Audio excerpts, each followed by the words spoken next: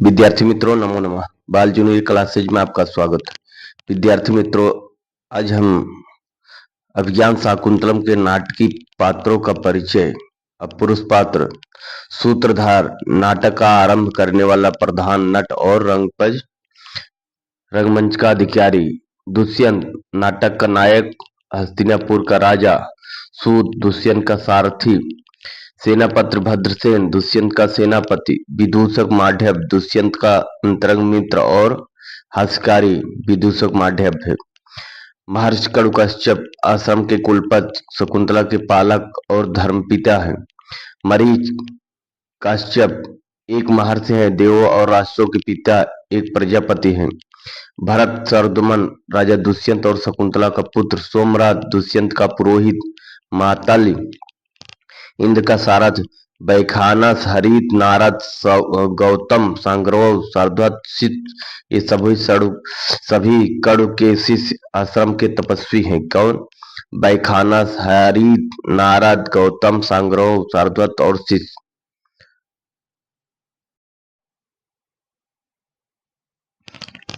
अब पात्र की कड़ी में सारध्वत शिष्य हैं। रयोतक दैवारी राजा का भृत्य द्वारपाल है। करभक राजा के पास राजमाता का संदेश पहुंचाने वाला सेवक है। कंचुकी वातायन रनिवास की देखरेख करने वाले एक वृद्ध ब्राह्मण है। बैतालित अस्तुत पाठक भाट चारण है। और श्यालक राजा का साला नगर का रक्षा अधिकारी है। धीवर मीन पालक मछली पकड़ने वाला है। सूचक और जानुक गालव ये पुलिस के दो सिपाही हैं। अपिसुन मरीच का शिष्य दुष्यंत का मंत्री है। अब स्त्री पात्र में देखते हैं। नटी सूत्रधार की पत्नी है। शकुंतला नाटक की नायिका, कड़ु की धर्मपुत्री, दुष्यंत की पत्नी मेनका और से उत्पन्न एक क्षत्रिय कन्या है। अनसुईया प्रियमदा शकुंतला की अत्यंत प्रिय और अंतरंग सखी है। पात्र की अगली कड़ी में गौतमी कड़ु के आश्रम की अध्यक्षता एक वृद्ध तपस्वी है। अदिति दक्षायाई जिसका नाम है, महर्षि मरीच की पत्नी है। शानमती मेनका की सखी एक अप्सरा है। परभृतिका राजा सेविका उद्यान पालिका है। परभृतिका और मधुरिका राजा की सेविका उद्यान पालिका है। चतुर्किया राज्य की सेविका है। बेत्रवती प्रतिहारी राजा की द्वारपालिका है। यौनी राजा की एक सेविका है। तापसी सुब्रता मरीच के आश्रम की एक तपस्विनी है। ये सब प्रमुख पात्र हुए। पात्रों की संख्या लगभग 30 कहीं कहीं पर दिया जाता है और कहीं कहीं पर 33। यह प्रश्न पूछा गया है, पात्रों की संख्या कितनी है।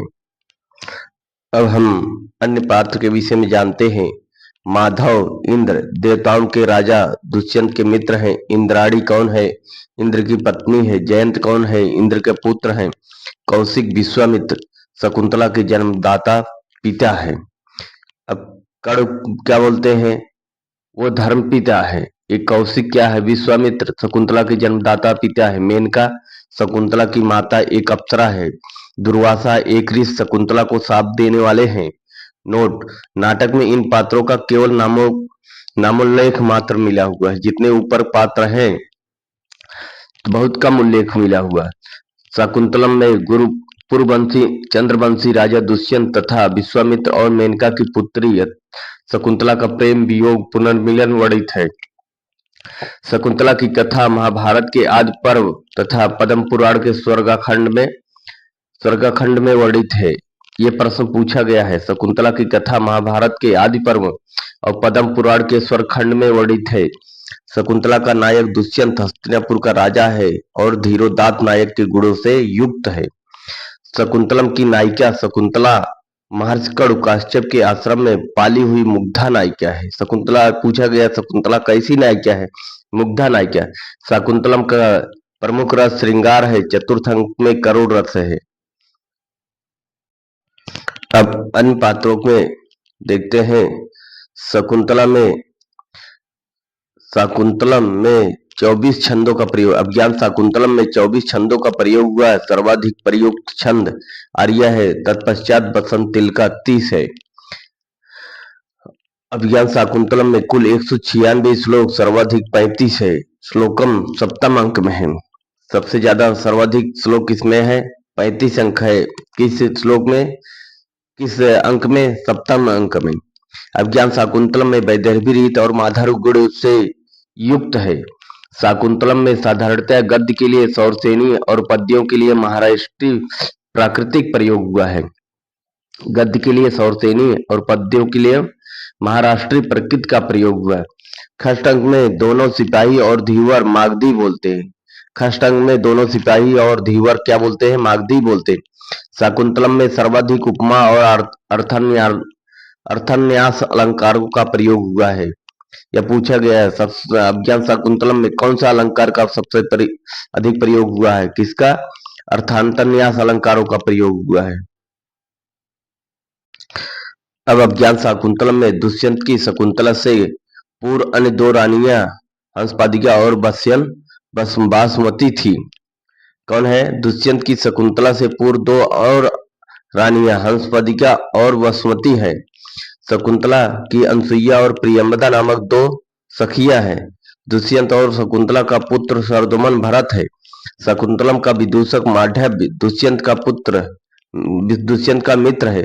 पहली बार द्वितीय अंक में मंच पर आता है।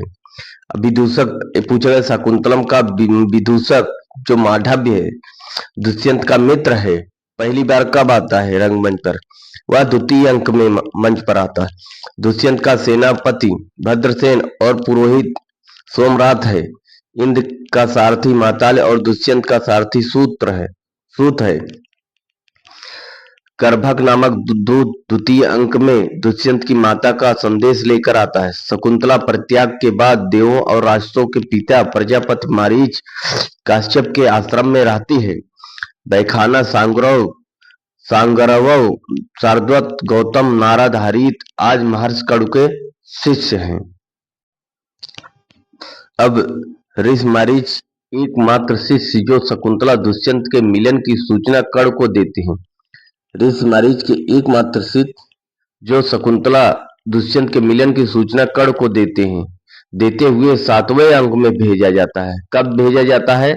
7वें अंक में। जब शकुंतला और दुष्यंत का वो हो जाता है तब उसको 7वें अंक में भेजा जाता है। उसका नाम गालव है। खष्ट अंक में धीवर को पकड़ने वाले दो सिपाही सूचक व जानुक है। राजा का साला एवं नगर रक्षा अधिकारी स्याला है। राजा का कांचुकी वातायन है।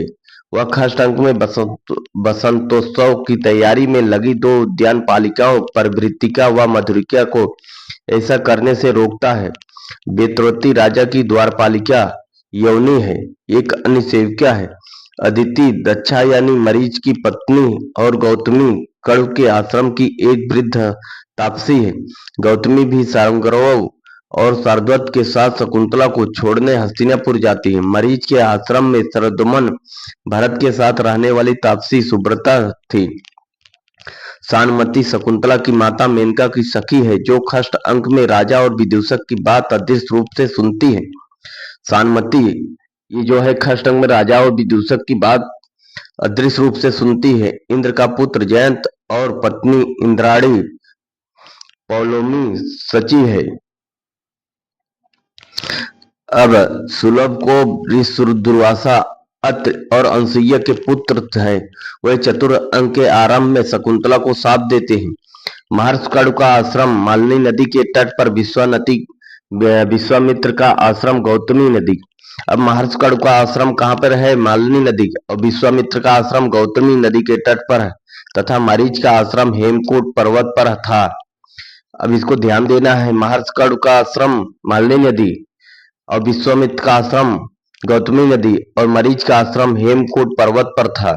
दुर्वासा के साप का असर पंचम अंक में दिखाई पड़ता है जबकि दुर्वासा साप दिए हुए चतुर्थ अंक में। यह नाटकीयता की दृष्टि से सर्वश्रेष्ठ अंक है। शकुंतला ने सची तीर्थ जो गंगा के तट पर स्थित है वह जल वंदना की जहां उसकी अंगूठी गिरती है। तृतीय अंक में प्रियंवदा कमल पत्र पर नाखून से पत्र लिखने की सलाह शकुंतला को देती है। अब तृतीय अंक में कौन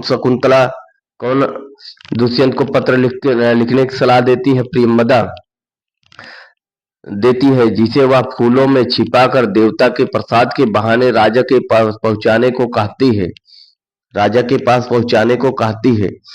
देखिए, मिलन के लिए चतुराई पहले भी थी, आज भी है मित्रों। ये इम्पॉर्टेंट है। शकुंतला के मंगलाचरण में श्रद्धा छंद, जिसके प्रत्येक चरण में 21 वर्ण होते हैं, यह पत्रावली नांदी है। जब तक विद्वान संतुष्ट न हो जाए, सूत्रधार अभिनय कौशल का सफल नहीं समझता है। वह ग्रीष्म ऋतु पर नटी से गीत सुनाने का अभिनय करता है। ये शकुंतला के मंगलाचरण में श्रद्धा छंद है, जिसके प्रत्येक चरण में 21 वर्ण होते हैं, यह पत्रावली नांदी है। जब तक विद्वान संतुष्ट न हो जाए, सूत्रधार अभिनय कौशल को सफल नहीं समझता है। वह ग्रीष्म ऋतु पर नटी से गीत सुनाने का कहता है।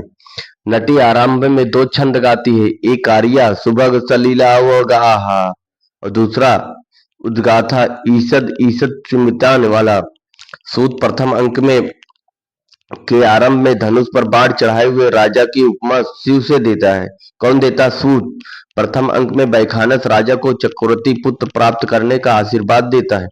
संध्या लाने जाता हुआ बैखानस राजा को बताता है कि शकुंतला के प्रतिकूल भाग्य की शांति के लिए कर्ण शकुंतला से कहते हैं। अब अतिथि सत्कार का भाव सौंप कर सोमतीर्थ गए थे। कश्यप ऋषि ने किसके ऊपर? कर्ण के। आश्रम से सरोवर का मार्ग बलकलों के अग्रभाग से टपकते जल से रेखांकित है। राजा आश्रम में प्रवेश से पूर्व अपने आभूषण और धनुष सारथ को देकर सादे वेश में प्रवेश करता है। राजा किस प्रकार से प्रवेश करता है? सादे वेश में। आश्रम प्रवेश के समय राजा की दाहिनी भुजा फड़कती है, जो सुंदर स्त्री की प्राप्ति का सूचक है। अगर किसी की दाहिनी भुजा फड़क रही है तो सुंदर स्त्री की प्राप्ति के सूचक है। आश्रम प्रवेश पर राजा वाटिका की दाहिनी ओर वृक्षों का सिंचन कर रही है। प्रियंवदा आदि बालिकाओं को देखता है। प्रियंवदा कहती है कि शकुंतला के समीप रहने पर बकुल मौलश्री का वृक्ष लता से युक्त लगता है। प्रियंवदा क्या कहती है? शकुंतला को समीप रहने पर मौलश्री का वृक्ष लता से युक्त लगता है। नवमालिकता आम के वृक्ष से लिपटी है, जिसका वन ज्योत्सना नाम का शकुंतला ने रखा। जो नवमालिका है, आम के वृक्ष से लिपटी हुई है, और उसका नाम क्या रखा है शकुंतला ने? वन ज्योत्सना। कौन रखा है? शकुंतला रखी है। अब अगली कड़ी में शकुंतला के जन्म का वृत्तांत अनसुईया राजा को बताती है। अनसुईया राजा को बताती। कौशिक विश्वामित्र गौतमी नदी के किनारे तपस्या कर रहे थे।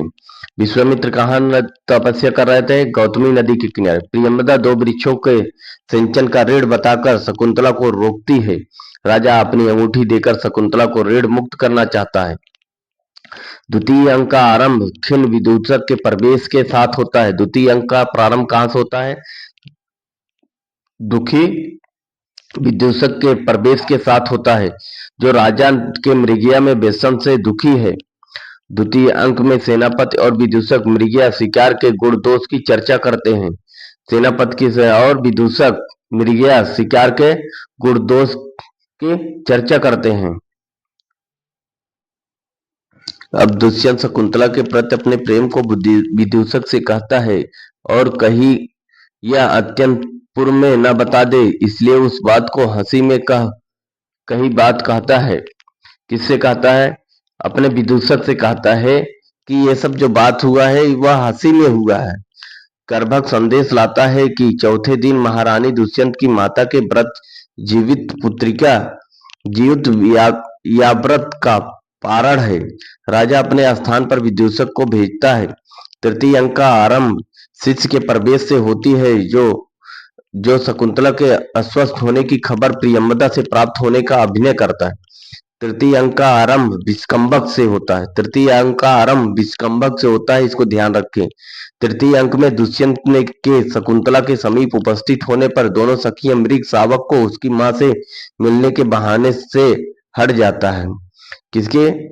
ये तृतीय अंक में दुष्यंत के शकुंतला के समीप उपस्थित होने पर दोनों सखियां मृग शावक को उसकी मां से मिलने की बहाना करती, ताकि शकुंतला अच्छे से मिलन कर सके।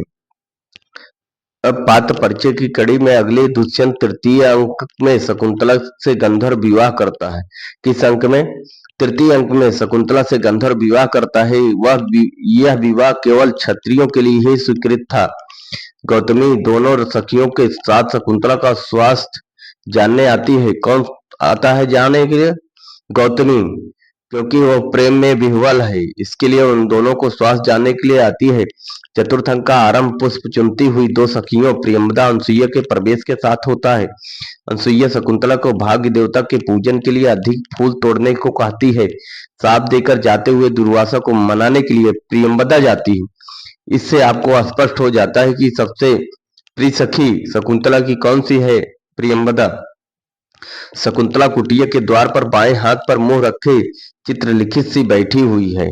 कैसे बैठी हुई? चित्रलिखित सी बैठी हुई है। अब सांप का वृत्तांत केवल अनसुईया और प्रियंवदा को ज्ञात होता है। किसको? अनसुईया और प्रियंवदा को ही ज्ञात होता। चौथे अंक का आरंभ भी शुद्ध विष्कंभक के साथ होता है। विष्कंभक के पश्चात सोकर उठे शिष्य का प्रवेश मंच पर होता है, जो काश्यप के आदेशानुसार कितनी रात शेष है यह जानने के लिए बाहर आता। शकुंतला सुखपूर्वक सोई कि नहीं यह जानने के लिए प्रियंवदा यह समाचार लाती है कि कर्ण ने शकुंतला के विवाह को अनुमति दे दी है। शकुंतला गर्भवती है यह समाचार कर्ण को अशरीरधारी छंदोमयी बाड़ी ने यज्ञशाला में प्रविष्ट होने पर दिया। इस घटना को प्रियंवदा अनसुईया से बताती है। अनसुईया शकुंतला की विदाई हेतु नारियल के डिब्बे में बकुल, मौलश्री की माला, केसर आदि आम की डाल पर लटका कर रखती है। अब अनसुईया शकुंतला की विदाई के अवसर पर गोरोचन, तीर्थों की मिट्टी, दूब के अग्रभाग आदि वस्तुएं इकट्ठा करता है। स्वास्थ्य वाचन के समय तीन तपस्वियां शकुंतला को आशीर्वाद देती हैं। पहली तापसी महादेवी शब्द करने, दूसरी वीर पुत्र प्राप्त करने और तीसरी पति से अधिक सम्मान प्राप्त करने का आशीर्वाद देती है। पहली क्या देती है? महादेवी शब्द, और दूसरी वीर पुत्र और तीसरी पति से अधिक सम्मान प्राप्त करने की आशीर्वाद देती है। दोनों ऋषि कुमार जिनके नाम शारद और गौतम है वह वृक्षों द्वारा प्रदत्त वस्त्र आभूषण आज शकुंतला के लिए लाते हैं। दोनों सखियां चित्रकारी से प्राप्त ज्ञान के आधार पर शकुंतला का श्रृंगार करती है। पूरे नाटक में महर्षि कर्ण केवल चौथे अंक में दिखाई पड़ते हैं। वह स्नान के उपरांत या सत्य अद्य शकुंतलेत श्लोक का मंच पर प्रविष्ट होते हैं। या सत्य अद्य शकुंतलेश हृदयम, इस प्रकार से उन्होंने श्लोक गाकर मंच पर प्रवेश करते हैं। अब चतुर्थ अंक में 22 श्लोक, 14 श्लोक महर्षि कर्ण ने कहे हैं। चौथे अंक में प्रसिद्ध 4 श्लोक भी महर्षि कर्ण के द्वारा कहे गए हैं। याद चंद्रवंश के संस्थापक राजाओं में से थे, जिनकी देवयानी और शर्मिष्ठा नाम की 2 पत्नियां थीं। देवयानी दानवों के गुरु शंकराचार्य की पुत्री और याद की विवाहिता पत्नी। दानवों के राजा विश्वकर्मा की पुत्री शर्मिष्ठा देवयानी की सेविका के रूप में आई थी। याद ने उसे गंधर्व विवाह कर लिया। याद के 5 पुत्रों में शर्मिष्ठा का पुत्र पूर्व भी था, जिसने शुक्राचार्य के साथ से वृद्ध हुए याद की वृद्धावस्था अपने ऊपर ले लिया था। अग्निवेदी की परिक्रमा करते हुए कर्ण ने ऋग्वैदिक छंद त्रिष्टुप में शकुंतला को आशीर्वाद दिया। त्रिष्टुप के प्रत्येक चरण में 11 वर्ण होते हैं। 4 या 5 पर वर्ण पर यति होता है। त्रिष्टुप के प्रत्येक चरण में 11 वर्ण होते हैं। 4 या 5 पर यति होता है। वृक्ष के प्रथम पुष्पोद्गम के समय शकुंतला आश्रम में उत्सव मनाया करती थी। वृक्षों से कर्ण द्वारा शकुंतला के जाने हेतु आज्ञा मांगने पर वह कोयल की आवाज में आज्ञा प्रदान करते हैं। वृक्षों ने शकुंतला को कोयल की आवाज में जाने की आज्ञा दे दी है। इस बात की कर्ण अपरोक्त छंद में की पुष्टि करते हैं। आकाशवाणी के द्वारा शकुंतला यात्री की जो मंगल कामना की गई है वह शकुंतला की मध्य नांदी है। जाती हुई शकुंतला अपनी लता बहन ज्योत्सना से गले मिलकर विदाई लेती है, जो आम वृक्ष से लिपटी हुई है, और इसे धरोहर के रूप में सखियों के हाथ में देती है। शकुंतला कर्ण से गर्भ के कारण शिथिल हरिणी से कुशल पूर्वक संतानोत्पत्ति का समाचार अपने पास भेजने को कहती है। कुशाग्रों से विधे मुख वाले जिस मृग के मुख पर शकुंतला ने इंगुदी हिंगोट का तेल लगाया था तथा सांवा के चावल से पाला हुआ था, वह शकुंतला के जाते समय उसका वस्त्र खींचता है। वह उसे पिता कर्ण को सौंप देती है। अब जो मृग है वह शकुंतला किसको सौंप देती है? पिता कर्ण को। शकुंतला के साथ सरोवर के तट तक आए कर्ण क्षीर वृक्ष यानी पीपल के नीचे बैठकर दुष्यंत को भेजने हेतु संदेश देते हैं। कमल के पत्ते की ओट में बैठे सहचर चकवा ने न देख पाने के कारण चकवी के रोती चिल्लाती है। शकुंतला द्वारा पहले पूजा के रूप में डाले गए निवार अब कुटी के द्वार पर उगे हुए जो कण को उसकी यादें दिलाएगी। क्या करेगी? उसकी यादें दिलाएगी। अब अपराजिता रक्षा कड़क करंडक सिंह शावक के साथ खेलते हैं। सरदमन के हाथ पर बंधा है जो बालक के माता पिता के अतिरिक्त अंग के छूने पर सर्प बनकर डस लेता है। खष्ट अंक में इंद्र सारथ माताल राजा में क्रोध या वीरता को जगाने के लिए विदूषक पर आक्रमण करता है। माताल विदूषक पर आक्रमण करके उसे मेघ प्रतिच्छंद नामक महल के ऊपरी मंजिल पर ले जाता है। राजा उस पर आक्रमण हेतु योनि नामक परिचारिका से धनुष मांगता है। माताल राजा के समक्ष प्रकट होकर राजा को देवासुर संग्राम में इंद्र के सहायतार्थ चलने हेतु निवेदन करता है। काल नेम का वंशज दुर्जय ने इंद्र पर आक्रमण किया जिसे केवल दुष्यंत मार सकता है। राजा दुष्यंत के मंत्री पिसुन है जो जिन पर वह देवासुर संग्राम में जाते हुए राजभार सौंपता है। विदूषक से यह बात उन्हें बताने के लिए कहता है। हेमकुंड किन्नरों का पर्वत है। हेमकुंड क्या है? किन्नरों का पर्वत है जहां प्रजापति मरीच रहते हैं। जब माताल राजा के आगमन की सूचना मरीच को देने जाता है तब राजा अशोक के वृक्ष के नीचे बैठता है।